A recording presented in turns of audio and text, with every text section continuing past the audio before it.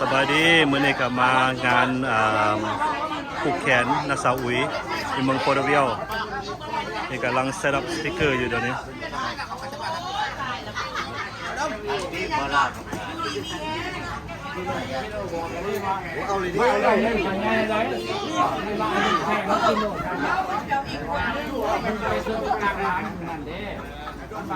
แล้วครับแล้วที่เขาว่ากินอะไรอยู่ก่อนโอ้ยไปเอากินเดียวแม่มันเด็กมันเด็กเล่นออกมาให้แม่ไปผมว่าตายรักการเอาสอบรอบมาเนี่ยโปรตุเกสทางไก่เลย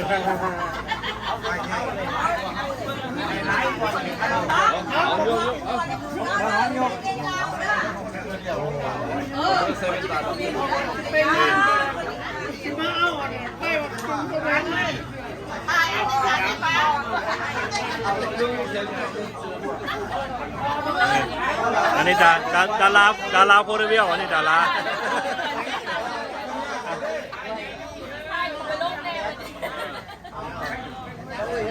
นางเอกโปรตุเกสอันนี้นะ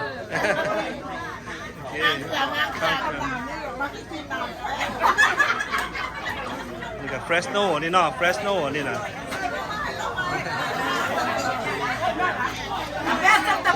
โอ้ย number one นี่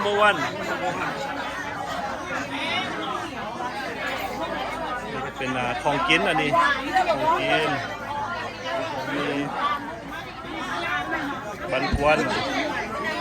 วันนี้วักสักที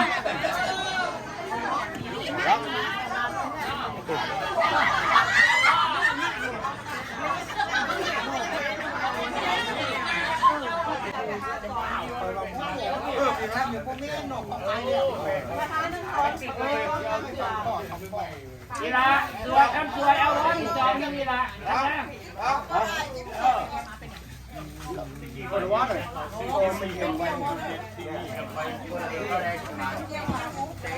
แม่สัน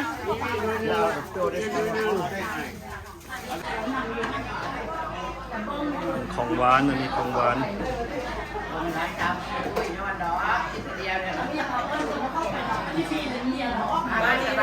สบายดีแม่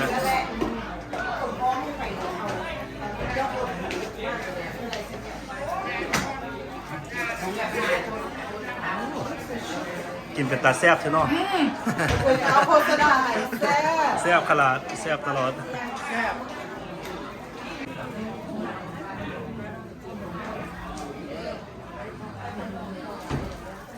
ได้ว่าเป็นคนตาย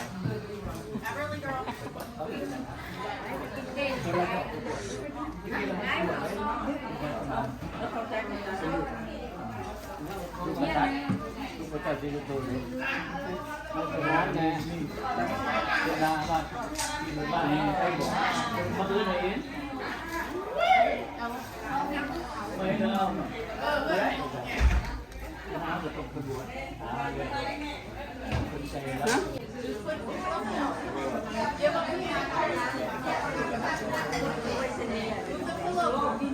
ไอ้ยังโอ้สบายดีแม่เหมือนกันเนี่ย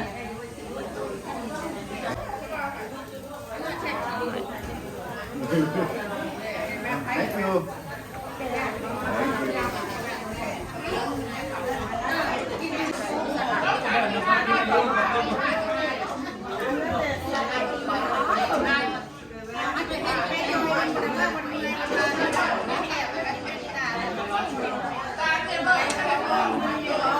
อันนี้ก็แมนเจ้าของบ้านเนาะมื้อนี้เป็นเฮ็ดงานอย่างเอ้ยงานผูกแขนให้พ่อกับแม่โอเคดีใหม่ให้พ่อกับแม่ดีมีแห้งนั่นแหละโอ้ดีขอบใจหลายเอ้ยมื้อนี้ขอบใจหลายๆคนพักกันมากโปรตุเกสเฮาเนาะมานั่นกันต้องร่วมกันโอเคนี่กับพ่อแม่เพิ่นนักสาวอุ๋ยกับพ่อเพิ่น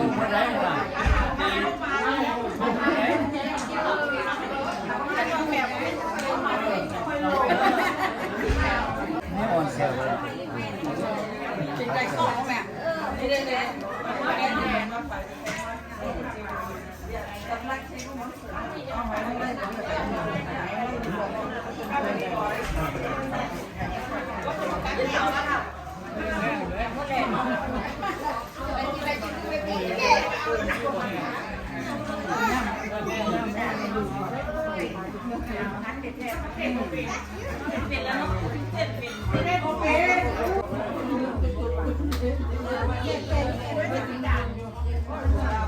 Fresno's in the house โอ้ยเฟรชโนมาแล้วเฟรชโน right here right here จะได้เพื่อนที่ห้องเสือเขียวให้นี่วันหน้าสังคมมันสิห้องเสือเขียวเอาสาวเสือเขียวนั่นแหละมาจากเฟรชโนคนละ อันนี้สาวเฟรสโนมาแต่เฟรสโน โซดมาโซดแต่บ่โซดจะคนคนละ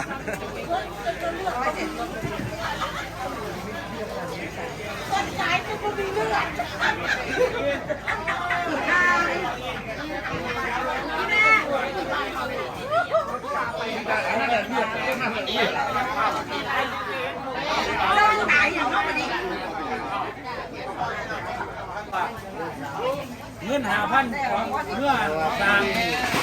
พระแต่ว่ารายจ่ายเพิ่นเบิด4,000ไปหลอกอ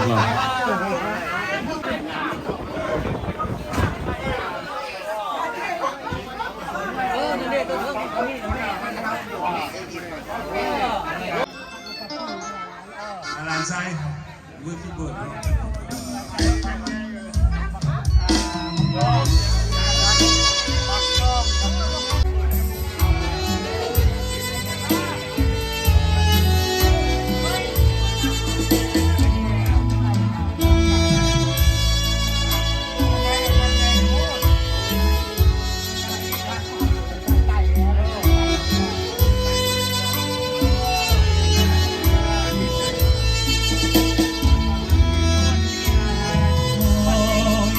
เฝ้าฝันทุกวันเว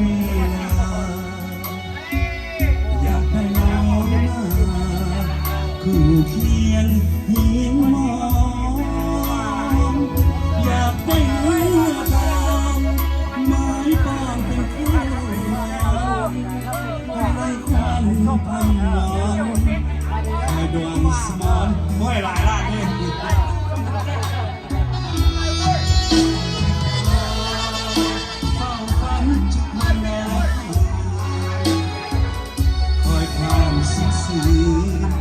หักมาประดับดวงใจอยากมีน้องนางเคียงข้างประดับใจมอบรักสวัสดิ์ไว้มอบหัวใจไปที่เธอให้ไว้มารู้ที่ได้หัวใจสะเอ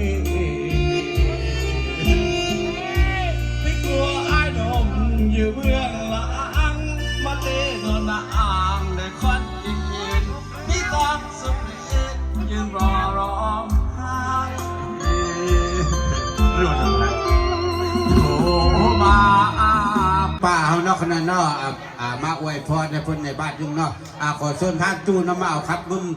อันนี้เป็นกรที่ว่าเป็นสิริมงคลให้ป้าอุ๋ยเนาะหรือว่าพลุงดอนเนาะคนนั้นเนาะมาลูกเสมอโอ้ยดีเห็นวันนั้นนางเอ้ยเจ้าผมมีใหม่แล้วอย่าไปนอนอยู่ใกล้ปองคนที่ดื้อคือจังไรอันของเจ้าเมนบอมนี่ฟอนนี่ขันผู้ใดจะได้แอลดีมาเอาทำไมล่ะเด้อคุณวันเด้อรุ่นนี้ยังมีปัญญาอุ้มลูกน้อยได้คุณวันเนาะลูกในทอดนี่โอ้ยพันวันย่อมแล้วพันวันละผมมีปัญญาเนาะเฮ้ยฮะ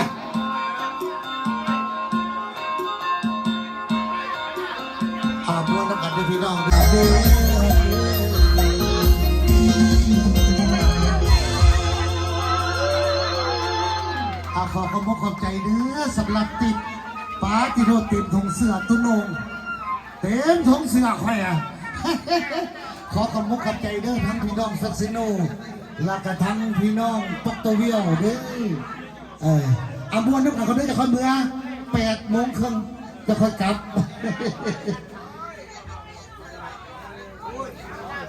ก็ขอขอบใจร้านตู้ป้าขยุงเนาะคนไหนเนาะคนวันนอกก็ไปขอเสื้อง่ายขอแก้วข้าวพาเนาะคนไหนเนาะเอามาจักสองเสียงเพลงเนาะคนไหนเนาะขอเสื้อง่ายขอแก้วข้าวพาเนาะคนไหนเนาะอันนี้ก็เป็นอาจารย์ง่ายเนาะอันนี้เป็นโอ้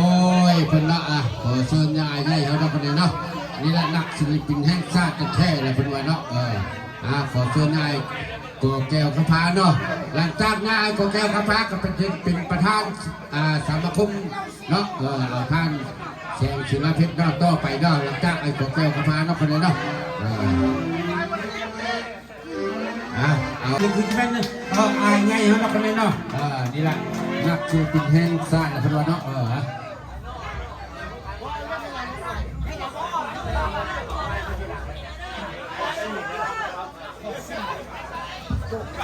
เพิ่นว่าอายมาที่หลังไว้มากก้อนบ่ได้บ่เพิ่นว่าเนาะ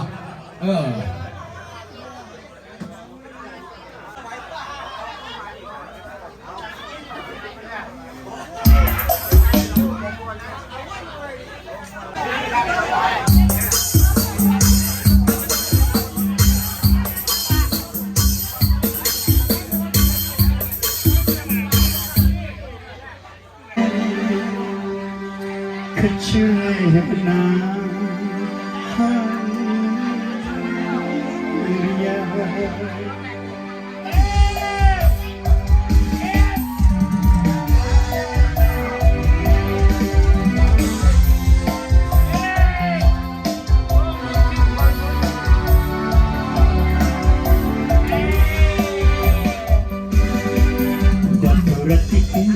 ยาको छोड़ के यार की दुनिया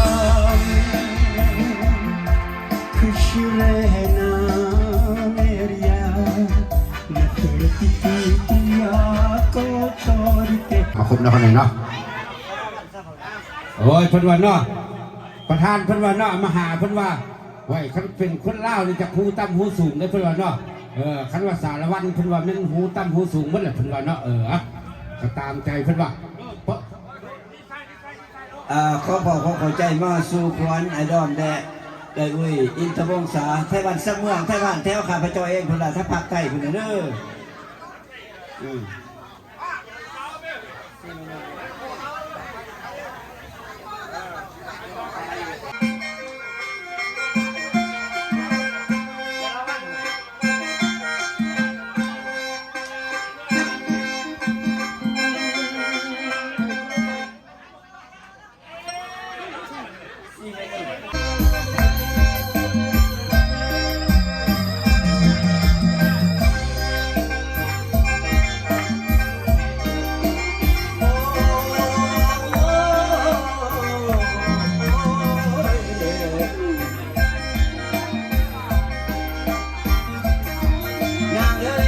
เสียแห้งสางกะติแม่บ่ได้แห่เด้ฟังไว้บาดผู้เพิ่นบ่ได้เว้าว่าพวกเขาบ่ได้สร้างสักมาได้แห่ไป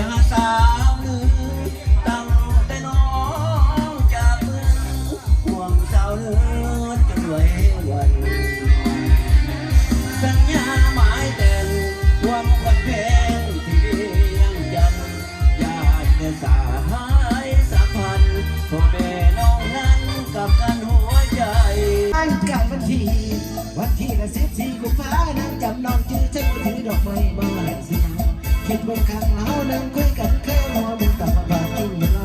รักจำได้เพียงเล่นแล้วนอสาวจะเลิกคือพ่อวันนั้นเลยคายหัวใจที่มอบไม่ได้กุหลาบสีแดงและฟ้าเลยนะ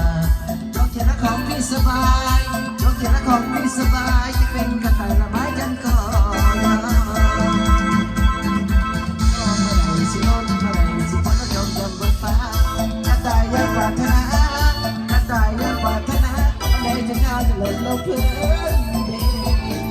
ก็มีหลายชุดหลายใจอยู่ในคนเราเนาะหักเครื่องดาวจนว่าอันนั้น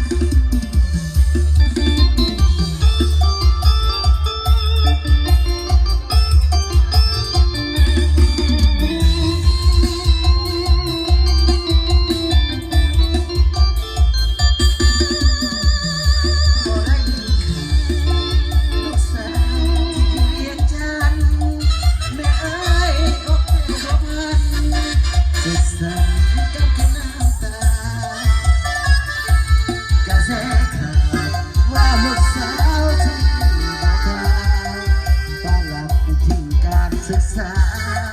ลบตัวผิดไปสังคมพอได้ยินข่าวแม่เฝ้าแค่ส่งจอบมา